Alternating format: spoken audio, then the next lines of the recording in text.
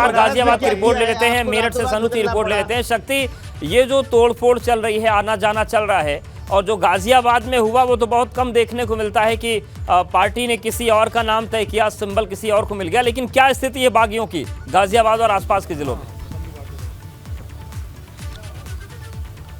देखिए, अगर गाजियाबाद की बात की जाए तो गाजियाबाद में जो हालत है इस समय बीजेपी की, वो बिल्कुल भी अच्छी नहीं है, क्योंकि अपनों के खिलाफ खड़े हो गए हैं। यानी कि माना जाए तो 38 से 40 ऐसी सीट हैं गाजियाबाद नगर निगम की, जहां पर जो कहें कि बागी शब्द कहा जाता है कि वो अपनी पार्टी के विरोध में खड़े हो गए हैं। साफ तौर पे ये कहना है कि जो टिकट मिले हैं, टिकट जो बांटे गए हैं, उनका वितरण ठीक नहीं किया गया। और जो तस्वीरें अभी देखने को मिली, तो वो तस्वीरें पूरे देश ने देखा है कि गाजियाबाद में हुआ क्या है। वहीं हमारे साथ ही पार्षद हैं जो मनोज गोयल, जो कि अपनी पार्टी के अब खिलाफ खड़े हो गए हैं, क्योंकि इनका टिकट काट दिया, और इनका टिकट उस सीट पर काटा गया है कि जिस सीट पर जनरल के लिए वो सीट तय गई, लेकिन वो ओबीसी को दे दी गई। मनोज जी, क्या कहेंगे आप इस बारे में? देखिए, बचपन से हमने जो है संघ में काम किया, भाजपा ही रहे, लेकिन बड़ा दुख हुआ इस बार जब सुप्रीम कोर्ट ने फैसला कर दिया कि ओबीसी की सीट से जो है आप लड़ाइए। हमारे कौशाम्बी जैसे वार्ड में ऐसे महिला को वोट दिया गया है, मैं अगर नाम लूँगा तो एक रावड़ी देवी के नाम से, उसके नाम से मशहूर है, और ओबीसी महिला है। क्या कौशाम्बी से ऐसे लोगों को मतलब टिकट देनी चाहिए थी?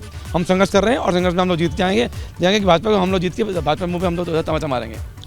भाजपा के वो लोग हैं ये जो शुरू से ही भाजपा में रहे हैं, और हम इन्हें हमेशा संघर्ष करते देखते आ रहे हैं। पार्षद भी हैं, मंडल अध्यक्ष बीजेपी के मंडल अध्यक्ष हैं, ये कहते हैं बीजेपी के किस उस मंडल अध्यक्ष हैं? मैं राजनगर मंडल का मंडल अध्यक्ष हूँ। मंडल अध्यक्ष, और इन्होंने इस्तीफा दे दिया क्योंकि जो नाम आगे भेजते थे इनका ही नाम काट दिया गया, और अब पार्टी के विरोध में आ गए हैं और पार्टी के खिलाफ चले गए। देखो, मैं पार्टी के खिलाफ नहीं हूँ, लेकिन जो पार्टी ने यहाँ पे जो कैंडिडेट दिया है, मैं उससे खिलाफ हूँ, क्योंकि पिछले 5 वर्षों से वो बिल्कुल निष्क्रिय थे, और दूसरा वो अपने वार्ड में चुनाव नाराजगी दिख रही है अगर उन्होंने टिकट और संजय चौधरी जी आपके पास आएंगे। आशुतोष जी खुश हो रहे हैं रिएक्शन देख के, सारी चीजें सामने। आशुतोष जी आएंगे, एक बार मेरठ का 15-16 साल मेरठ का ले लेते हैं। सनुज, क्या स्थिति है मेरठ में? आशुतोष जी आते हैं। हाँ, देखिए, मेरठ की स्थिति ऐसी है कि कोई कुछ बोलने को फिलहाल तैयार नहीं है।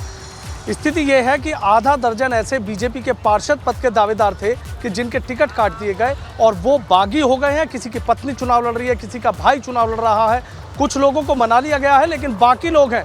4 लोगों से 4 पार्षद पद के जो बागी दावेदार हैं, उनसे हमने संपर्क करने की कोशिश की, तो उनके नंबर स्विच ऑफ है। एक शख्स का नंबर इसलिए खुला कि कोई उसको अपना मैसेज से, उसको कोडवर्ड कोई आना था और उसको जाके फॉर्म सबमिट कराना था, तो उसने कहा कि इतना भारी दबाव है, लोग घर पे आ रहे हैं, रात से घर पे आ रहे हैं, मजबूरी में मुझे कहीं जाना पड़ा है। शायद ये लोग बैठने के लिए तैयार नहीं है, और यही बागी कहीं ना कहीं बीजेपी की जो टेंशन है, वो कई पार्षद पद के जो उम्मीदवार हैं उनके सामने बागी खड़े होकर उनकी टेंशन जरूर बढ़ाएंगे। कुछ लोगों को मना जरूर लिया गया है। बीजेपी के नेताओं से हमारी बात हुई।